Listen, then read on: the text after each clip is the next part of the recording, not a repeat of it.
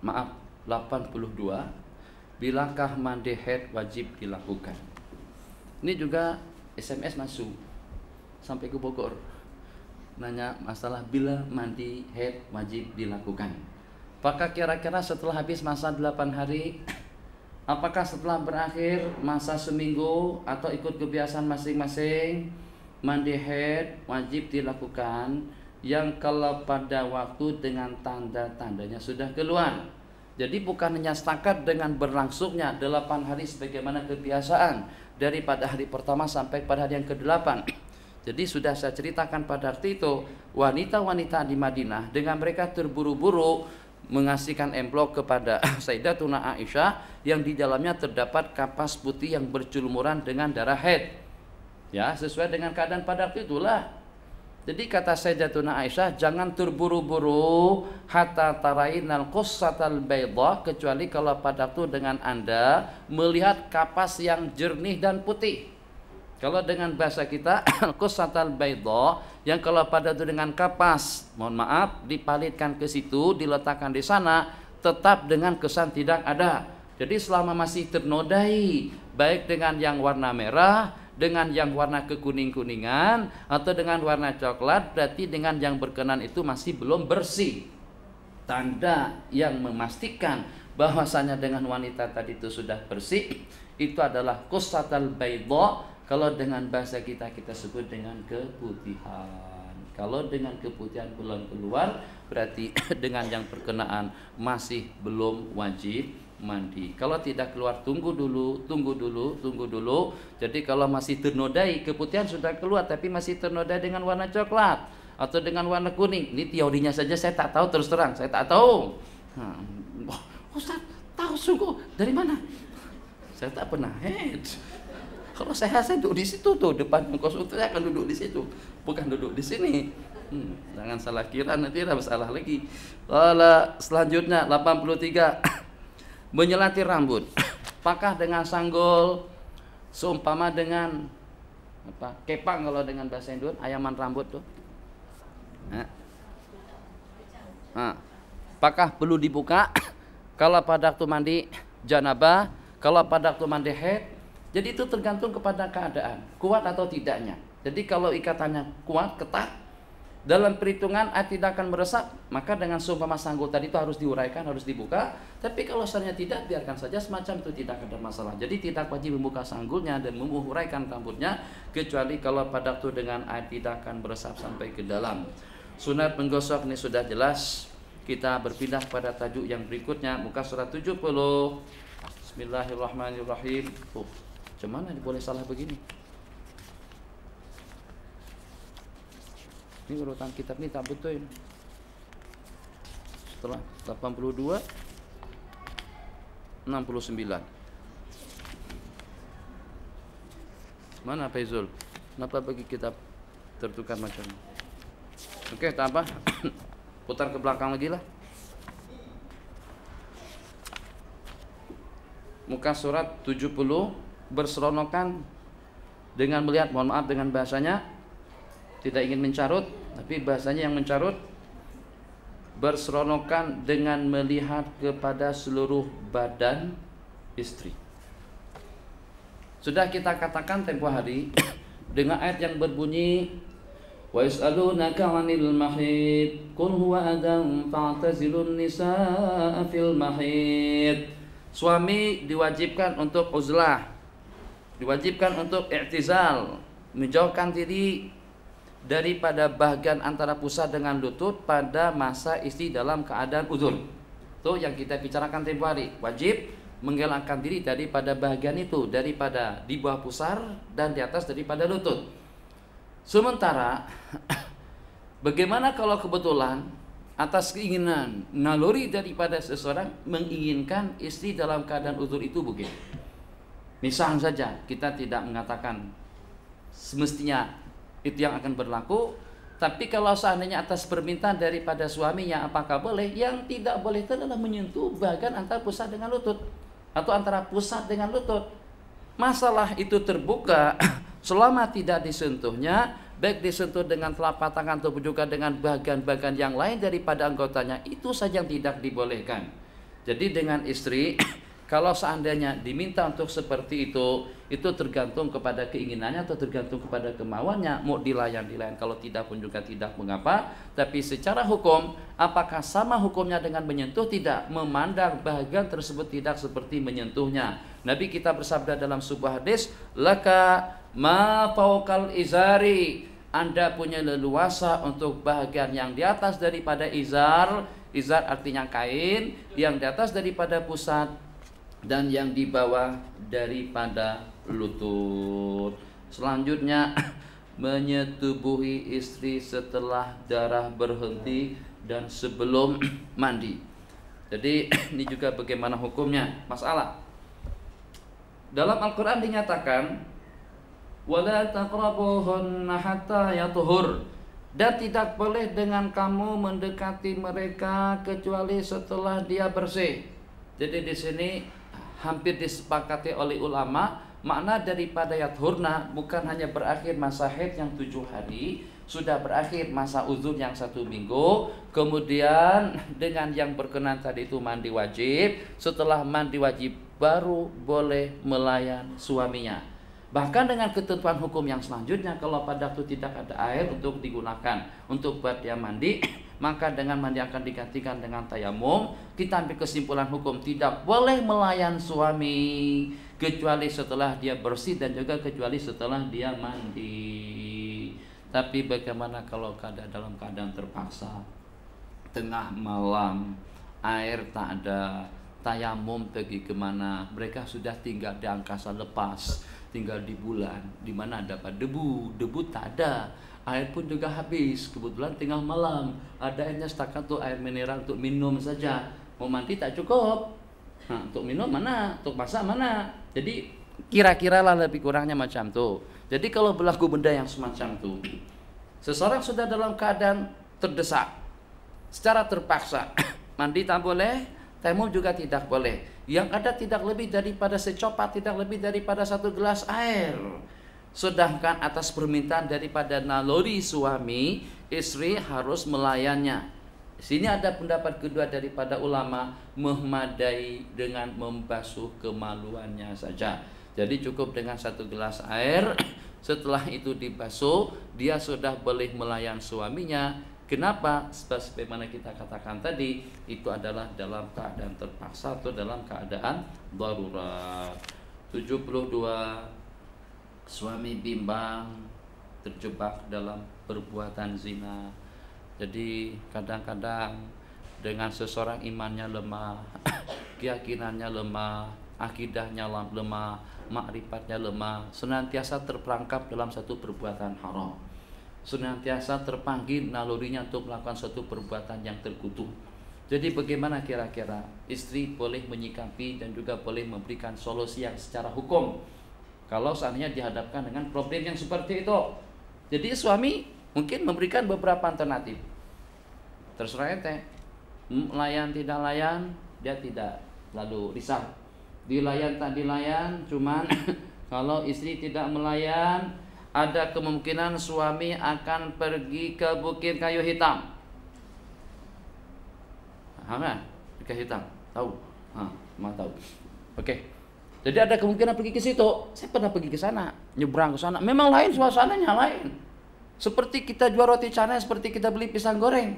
Seperti beli pisang goreng yang pinggir jalan. Macam tuh wanita-wanita pelacur diletakkan di depan-depan rumah atau di depan-depan kedai. Disusun-susun.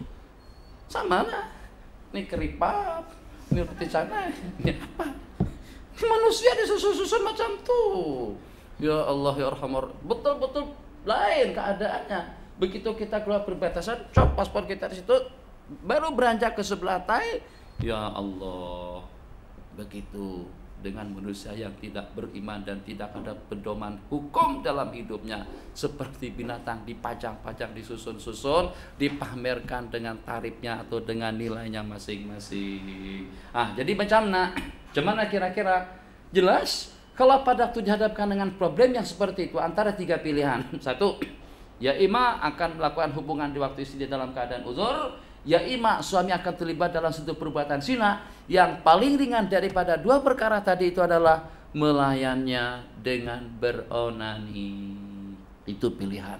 Jadi ulama sepakat mengatakan bahasa sana lebih mendingan, lebih elok istri mengonanikan suami dengan bagian daripada anggotanya daripada dia terlibat menggaulinya di waktu uzur ataupun juga terlibat dengan homo ataupun juga terlibat dengan zina. Jadi daripada 4 perkara tadi itu, 1 berzina wal iyadzubillah, homoseks yang kedua, kemudian melakukan menggauli istri daripada belakang yang ketiga, kemudian melakukan perbuatan yang normal tapi pada waktu dia uzur yang keempat, yang kelima onani, yang paling ringan onani, dan ulama sepakat mengatakan beronani dengan bahagian tubuh atau dengan tangan daripada istri itu diantara daripada satu perkara yang diperbolehkan. Onani laki-laki haram, tidak boleh. Tapi kalau pada waktu dalam keadaan yang semacam itu tercabar dirinya dengan salah satu daripada beberapa perkara yang kita sebutkan tadi, tentu akan lebih ringan beronani daripada dia terlibat menggauli istri secara haram. Gimana kalau telanjang juga? Nabi kita bersabda, laka kullu syai, isna'u kulla syai'in illa nikah. Lakukan apa saja kecuali berjima, bersetubuh. Kalau telajak juga ternyata dengan kedua-duanya sudah tidak boleh mengawal nafsu, sudah tidak boleh mengawal keadaan. Jadi di sini ikut pendapat kebanyakan daripada ulama, kedua-duanya telah terlibat melakukan salah satu daripada dosa besar, wajib tobat, wajib kembali kepada Allah Subhanahu wa taala, dan tidak ada denda yang dikenakan. Jadi saman tidak ada. Sementara pendapat ulama Hanabilah, yang pertama wajib tobat dan istighfar, yang kedua wajib membayar kafarat. Kafaratnya kalau seandainya pada hari-hari pertama haid itu adalah setengah dinar. Kalau seandainya pada hari-hari yang terakhir itu 1/4 dinar. 1 dinar emas nilainya 4 gram sesuku, atau 4 gram, ya betul 4 gram sesuku. Nilai uang ringgitnya ikut nilai 1 gram emas berapa. Kita katakan saja sekarang harga emas 80 ringgit. 80 kali 4 berarti 32, sesukunya 20 berarti 340 ringgit. 340 ringgit kita bagi 2 berarti 170 ringgit kafarat dendaan seseorang yang menggauli istri di waktu dalam keadaan uzur. Dituntut untuk bersedekah sebesar 170 ringgit, jangan ditetapkan dengan angkanya. Jadi kalau ada orang secara kebetulan sedekah 170 ringgit, ini ketahuan nih. Enggak, tak mesti. Mungkin duit yang adanya setakat 170 saja, tak mesti dengan cash yang itu. Jadi 170 itu sekarang mungkin agak-agak ya, kurang lebih saja. Jadi perhitungan kita lah kurang lebih dalam 170 ringgit. Ini kata ulama kalau pada hari-hari yang pertama, hari pertama, hari kedua, hari ketiga. Tapi kalau sudah pada hari-hari terakhir 4, 5, dan 6, mungkin pada hari yang terakhir tinggal menunggu dalam beberapa jam saja lagi bersih, terlibat dalam perbuatan haram, melakukan hubungan di waktu uzur, maka dengan suami saja dituntut untuk bersedekah sebesar 85 ringgit. Jadi 85 ringgit kalau pada hari-hari yang terakhir, sementara 170 ringgit pada permulaan darah keluar. Bismillahirrahmanirrahim. Kita teruskan dengan tajuk perbincangan yang berikutnya. Tadi muka surat 80 sudah kita baca, kita akan beranjak pada halaman atau muka surat 86. Menggunakan wangi-wangian di waktu mandi. Ini dahulu terpaksa guna parfum, guna wangi-wangian di waktu mandi.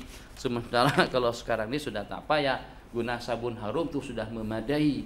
Jadi dengan sabun, dengan shampoo atau juga dengan yang seumpamanya, tujuannya tidak lebih daripada untuk menghilangkan kesan bau darah, tidak lebih daripada menghilangkan kesan bau.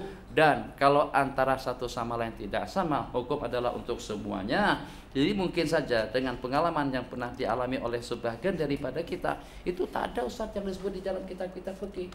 Ada yang namanya raihatud dam, bau darah haid, itu tidak betul. Enggak, bukan macam itu. Memang ada antara satu sama lain. Seperti masalah keputihan tidak sama antara satu sama lain. Begitu juga dengan darah. Ada yang pada waktu keluarnya sakit, Ada yang kadang-kadang kepala rasa pening, katanya juga. Ada yang tanya rasa pening, ada yang senggugut, ada yang kalau pada waktu masuk dia senangnya menyembunyi tempat-tempat yang gelap sendirian saja. Jadi tak mau banyak simbang, tak mau ketemu orang, selalu di rumah saja kalau pada masa uzur. Jadi ala kulli hal, ala kulli hal itu dalam keadaan macam mana pun. Jadi semalam tuh saya banyak guna ala kulli hal wa ala kulli hal, artinya lebih kurang macam mana pun, dalam keadaan macam mana pun. Jadi tetap saja hukumnya semacam itu. Sunat menggunakan wangi-wangian dengan sabun yang wangi sudah memadai pada waktu mandi wajib. Masalah yang berikutnya, membasuh kesan darah itu tidak penting, jelas itu akan kita bersihkan. Kalau tidak ada air diganti dengan tanah. Muka surat 91, hukum sembahyang dengan pakaian yang dipakai di waktu haid. Kita alhamdulillah nikmah daripada Allah.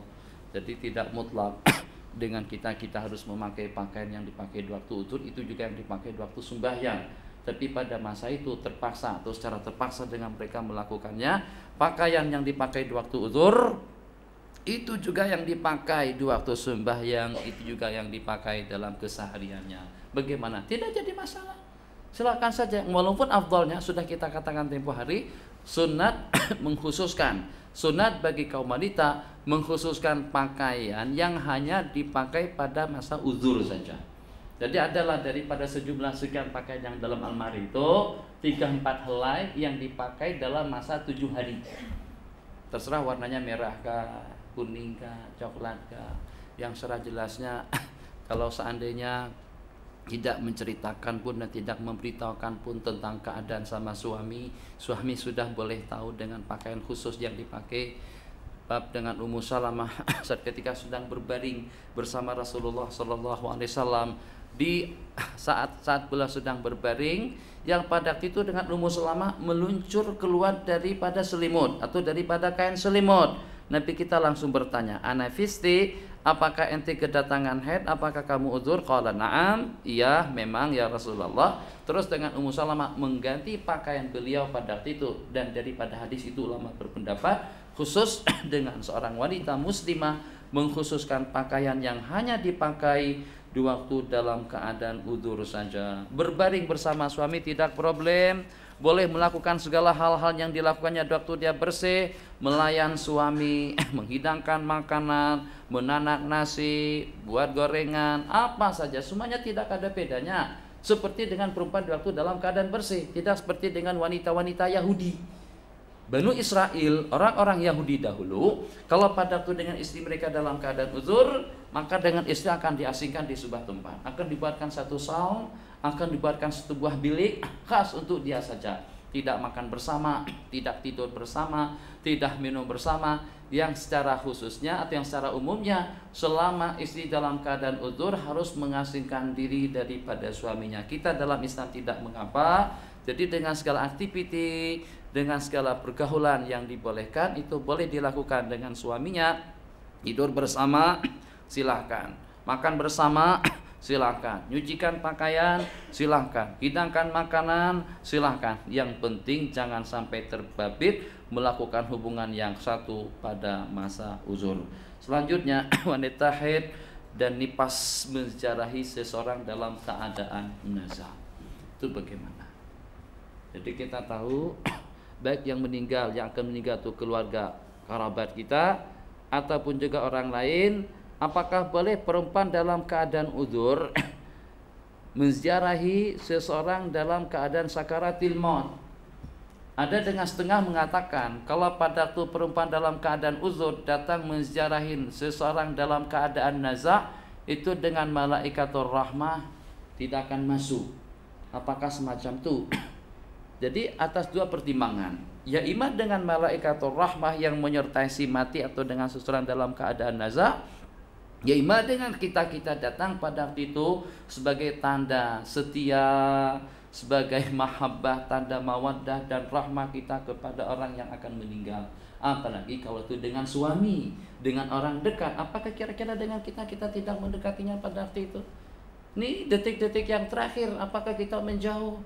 Masya Allah, tabarakallah, segala-galanya daripada yang berkenaan, entah itu dengan abang dia, dek dia, suaminya, atau siapa saja daripada mahram, Kalau dalam keadaan sakaratil maut, apakah pantas dan patut dia mengunjunginya, mendekatinya dan mentalkin dengan iringan la ilaha illallah, atau lebih elokan mengelak dan menjauhkan diri? Jawabannya ulama berpendapat yang walaupun ada pendapat mengatakan malaikatur rahmat tidak akan masuk, tetap yang afdal itu adalah dia mendekat atau dia mengunjunginya.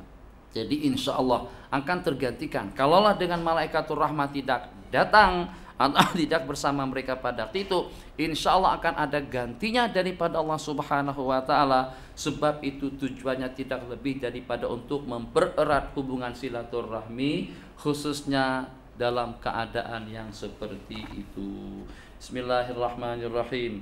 Ibadah wanita waktu dalam keadaan haid semuanya boleh dilakukan. Amalan yang diamalkan dengan hizib baharnya, dengan hizib Imam Nawawinya, dengan zikir dan tasbihnya, dengan takbir dan tahmidnya, semuanya boleh diamalkan. Yang tidak boleh hanya satu, itu adalah membaca Al-Quran.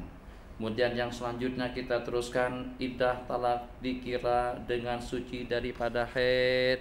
Ini permasalahan yang terakhir yang berkenaan dengan haid. Jadi kalau pada waktu dengan seseorang terpisah dengan suaminya dengan cerai ataupun juga dengan talak, maka dengan iddahnya akan berakhir kalau dia masih uzur, kalau dia masih haid dengan 3 kali haid masuk pada haid yang keempat.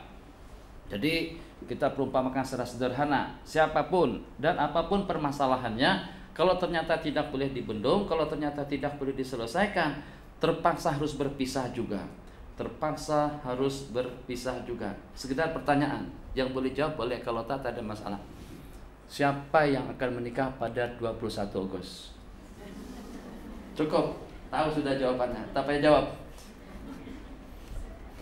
Jadi Ustaz tahu juga itulah, saya pun terbaca juga. Cuma tak boleh tahu. Jadi, tapi saya pun boleh juga, boleh yang walaupun dia seorang artis. Tapi cara berpikirnya juga bagus. Apa bagusnya? Jadi katanya, saya tak lihat tarikh lagi, 21 Agustus bertepatan dengan 27 Rajab. Jadi peristiwa Al-Isra wal Mi'raj. Nah, tentu dengan kita yang agamis, kita yang cinta agama, kita yang cinta kebaikan, tentu akan lebih daripada itu. Yang kalau pada waktu kita ingin menetapkan hari apa sajalah, mungkin untuk masuk ke rumah baru, atau untuk kita membuat suatu syarikah, atau juga hal-hal yang seumpamanya mengawinkan cucu ataupun juga anak, pilihlah hari-hari istimewa. Jangan hari Minggu saja, Raya Hindu atau cuti Cina. Nggak, pilih hari yang bagus. Masya Allah tabarakallah, 27 Rajab tak apa, bertepatan dengan 21 Agustus. Masya Allah tabarakallah, hebat ala kulli hal. Kenapa? Sebab disesuaikan dengan peristiwa penting, peristiwa bersejarah dalam Islam yang bertepatan dengan 27 Rajab. Jadi cobalah juga dengan kita kalau pada waktu kita mengawinkan cucu. Jadi akad pernikahan satu hari Jumat di bulan apa saja di masjid. Jadi kita usahakan untuk mengumpulkan yang mulia dalam kehidupan beragama. Satu dengan waktunya, kedua dengan tempatnya, ketiga dengan keadaannya. Seketika terhimpun perkara-perkara positif dan mulia seperti itu, insya Allah kita akan mendapatkan keberkatan daripada Allah Subhanahu wa Ta'ala. Jadi tadi dengan masalah yang saya katakan sebagai masalah terakhir, kalau ternyata keadaan sudah tidak boleh dibendung, harus berpisah juga. Jadi penyelesaian yang paling ideal mereka berpisah. Nah, jangan sekali-kali dengan si istri atau dengan si suami meminta atau menyarankan untuk berpisah pada waktu dia dalam keadaan uzur. Haram hukumnya. Itu termasuk talak bid'i. Kalau pada waktu dengan istri minta dicerai pada waktu dalam keadaan uzur, pastikan mereka akan berpisah pada waktu dia dalam keadaan bersih. Yang pertama, dan pastikan mereka berpisah di waktu dalam keadaan bersih yang tidak pernah bersama dari detik dia bersih sampai lafaz talak dituturkan. Jadi kalau seandainya misalnya ini bersih di sini, kemudian talak di sini, tapi di pertengahan antara bersih dengan berlangsungnya talak yang walaupun pada waktu dia masih bersih ternyata mereka pernah bersama, itu tidak boleh. Tetap hukumnya haram, tetap hukumnya talak bid'i. Talak sunni bagaimana? Talak sunni sejak daripada waktu dia bersih sampai dituturkan lafaz talak oleh suaminya, mereka tidak pernah bersama dari waktu bersih sampai lafaz dituturkan. Itu yang disebut dengan talak sunni. Jadi kita ambil kesimpulannya saja, persis pada hari yang terakhir daripada masa bersihnya, suami menjatuhkan talak satu. Setelah 1 hari daripada talak, ternyata dia udzur, ini sudah terhitung 1 quru. Kemudian menjelang masa udzur dalam 1 minggu, bersih yang kedua terhitung 2 quru. Menjelang masa udzur dalam jangka 1 minggu, terus bersih yang ketiga, nih disebut dengan al-qur'u as-salis. Yang pertama di waktu cerai, yang kedua, kemudian yang ketiga, begitu menjelang kepada haid yang selanjutnya, kepada masa udzur yang berikutnya, berarti iddah masa penantian daripada perempuan tadi itu telah berakhir. Bismillahirrahmanirrahim. Bab yang kedua, masih ada waktu 15 menit. Saya tidak banyak membicarakan tentang masalah yang kedua, cuman saya akan ambilkan kesimpulannya saja terhadap masalah-masalah yang berkenaan dengan istihadah. Atau kita belajar dulu, kita pindah kepada bab nifas pada muka surat 149, nanti kita kembali kepada bab istihadah. Jadi muka surat 149 berkenaan dengan nifas, dengan definisinya itu adalah darah yang keluar setelah melahirkan. Melahirkan itu secara umum, baik melahirkan dengan kandungan setelah 9 bulan 9 hari, ataupun juga melahirkan setelah 8 bulan, ataupun juga keguguran usia janin tidak lebih daripada 4 bulan.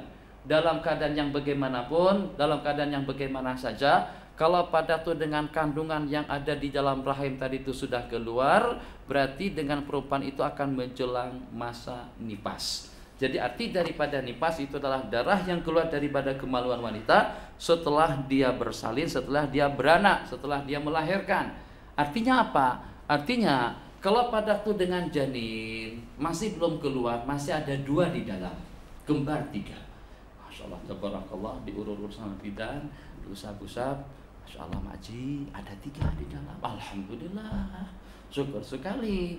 Jadi kalau macam itu, kalau dalam tiap 3 tahun 3, berarti dalam 9 tahun sudah 9, lumayan. Tak terlalu masalah. Jadi mengandung ya mengandung sama, letihnya sama. Paling agak letih sedikit karena kandungan agak besar, itu saja masalahnya. Tapi melahirkan sekali-kali, 1 kali saja. Kalau boleh lahir ketiga-tiganya serentak, itu lebih hebat lagi. Mereka tidak tahu. Walhasil senanglah Allah boleh hal. Jadi entah nanti setelah berusia 30 tahun, jatah anak yang untuk 9 orang itu sudah habis. Jadi dari 30 tahun, dari usia 30 tahun itu sudah relek saja lagi, sudah pensiun sudah.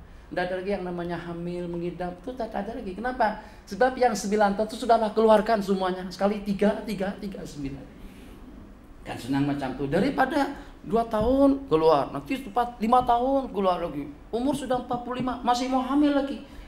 49, masih mau muntah lagi. Kenapa? Idam lagi. Allahu Akbar. Memangnya belum habis, masih ada bagi 4 lagi dalam. Nah, masalah. Itu saya saja punya pengamatan, tapi Allah yang punya takdir. Hasil anak yang pertama sudah keluar.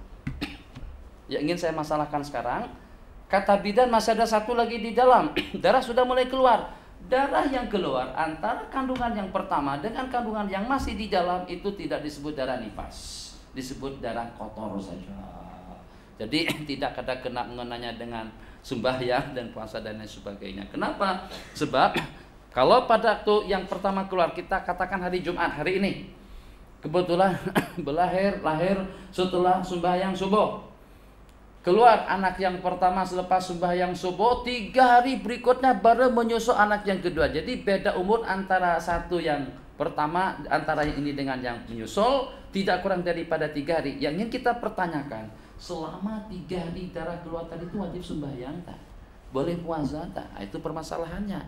Jadi kalau kita katakan antara yang pertama dengan yang kedua ini adalah masa nifas, berarti tidak wajib sembahyang, tidak wajib puasa. Tapi kalau kita katakan itu adalah darah kotor, berarti wajib melaksanakan sembahyang fardu, wajib melaksanakan puasa, sebab dia masih dalam keadaan bersih. Bila dikira nifas, kalau pada itu dengan kandungan yang keluar pun juga dilahirkan. Setelah kosong rahim daripada kandungan, maka dengan darah yang keluar berikutnya itu adalah disebut sebagai darah nifas. tempohnya kita sudah tahu 150, paling sedikit 1 detik. Tapi saya rasa kita orang Melayu tidak ada. Di Nusantara tidak pernah berlaku yang semacam itu. Jadi keluar janin terus keluar darah hanya dalam sekejap saja. Hanya dalam jangka beberapa waktu, lepas itu sudah tak keluar lagi. Elok kalau boleh semacam itu.